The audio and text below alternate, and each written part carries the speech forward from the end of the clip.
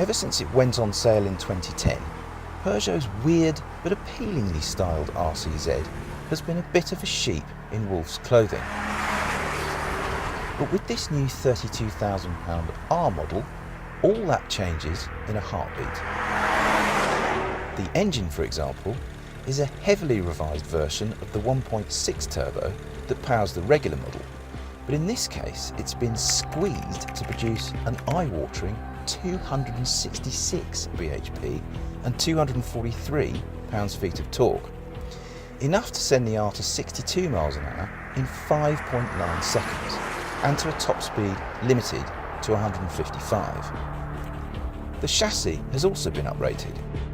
The R sits 10mm lower than normal and has stiffer springs, higher spec dampers, wider tracks and a touch more camber at the front.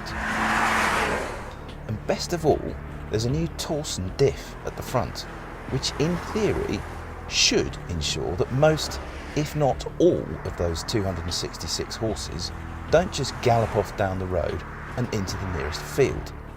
So then, crunch question, what is the RCZ R like to drive? Do you know what? It's actually not too bad. In fact, in many ways, it's actually pretty good, and I really wasn't expecting that from this car. Okay, you look at the headline statistics and the 260 horsepower and you think, oh my goodness me, that's Peugeot trying to put 266 horsepower through the front axle. But it's quite well behaved, and the torsion diff really does its thing very well. There is just a little bit of torque steer, but only in the form of just a kind of very gentle tugging from right to left when you get on it full beans, kind of out of a second gear corner. But beyond that, I'm not sure you could tell which end is doing the driving actually. And when you are in second gear on the way out of a tight corner like this one, when you get on the power, it actually wants to tug the nose in quite nicely. You don't run wide, in other words, it wants to tuck in. That's really nice, lovely touch. The steering is a fair bit heavier than the standard car, certainly than I remember, and I quite like it for that. The exhaust sounds a bit fruitier. It's not bad, is it? It revs out nicely too. It revs to 6.5. The gear change is pretty decent.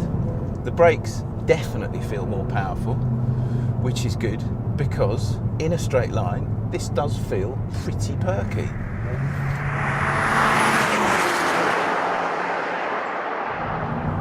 The seats are also pretty good too. I mean, you climb in and instantly it feels like a proper sporty car. I just wasn't expecting any of this because the standard car, frankly, is such a disappointment dynamically.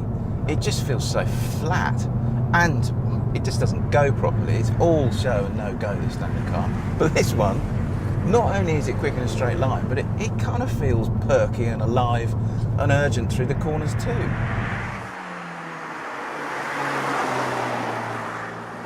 Okay, here's the bottom line. I thought this car was going to be pretty quick, which it is, but everywhere else pretty dull, and it's not. No, it is not going to challenge a Cayman along a brilliant road like this. It's still got that kind of slightly grey personality to its handling and its steering and its ride and its braking, but you know, I think it's more than good enough to justify that £32,000 price. And if you're one of the people that really likes the way this car looks, then the RCZ R kind of hits the sweet spot. I'm genuinely surprised and impressed.